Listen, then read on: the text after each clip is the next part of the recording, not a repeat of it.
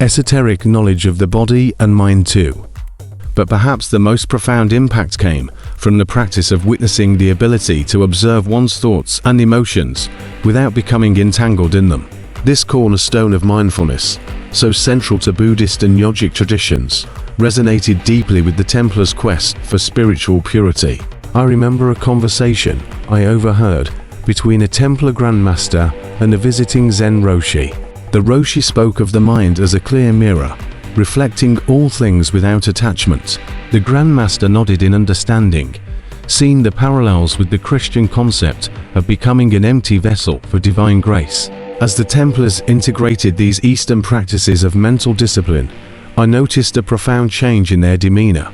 The fierce warriors became more centered, their actions stemming not from aggression or fear, but from a place of deep inner calm. They moved through the world with a presence that was both powerful and serene, their minds as sharp as their swords, but as tranquil as a mountain lake.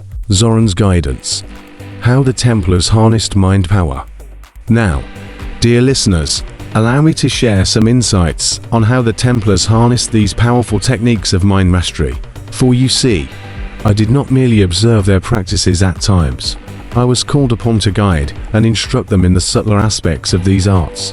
The key to the Templars' success in harnessing mind power lay in their ability to synthesize Eastern wisdom with their own Western esoteric traditions. They understood that the mind is not just a tool for logical thinking, but a gateway to higher realms of consciousness and a powerful instrument for shaping reality itself. One of the first lessons I imparted to them was the power of intention. I taught them that the focused intention of a disciplined mind could influence events in the physical world. In secret rituals atop Mount Carmel, I guided groups of Templar adepts in directing their collective mental energy towards specific goals, healing the sick, influencing political decisions, even affecting weather patterns. The results were often startling. I remember one occasion when a group of 12 Templars, under my guidance, focused their intention on ending a prolonged drought that was ravaging the Holy Land. As they entered a deep meditative state, visualizing life-giving rain with unwavering concentration, dark clouds began to gather on the horizon. Within hours, a gentle rain was falling, bringing relief to the parched earth.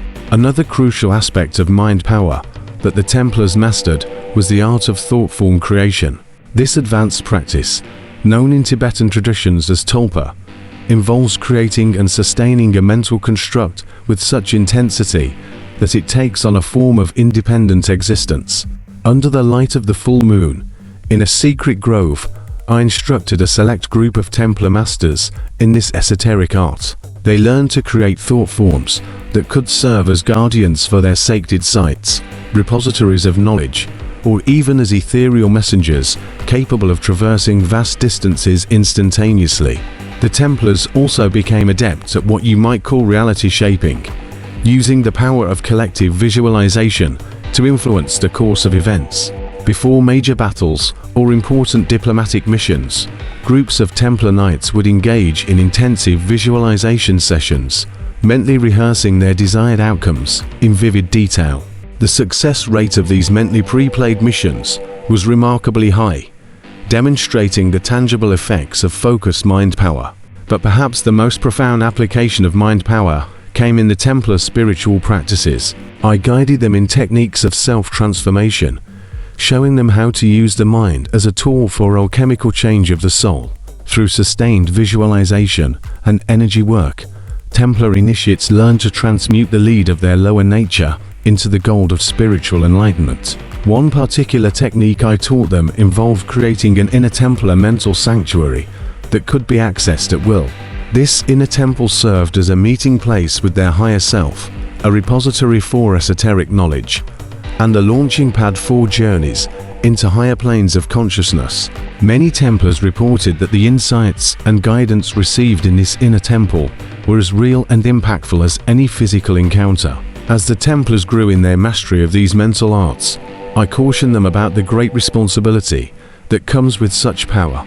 Mind power, I warned, is like a double-edged sword. It can create or destroy, heal or harm. The true measure of mastery lies not in the ability to wield these forces, but in the wisdom to know when and how to use them for the highest good. In the end, the greatest achievement of the Templars in harnessing mind power was not in the external feats they accomplished, impressive as they were. It was in the inner transformation they underwent. Through dedicated practice and the merging of Eastern and Western wisdom, they cultivated minds that were like perfectly tempered steel, flexible yet strong, capable of laser-like focus and expansive awareness.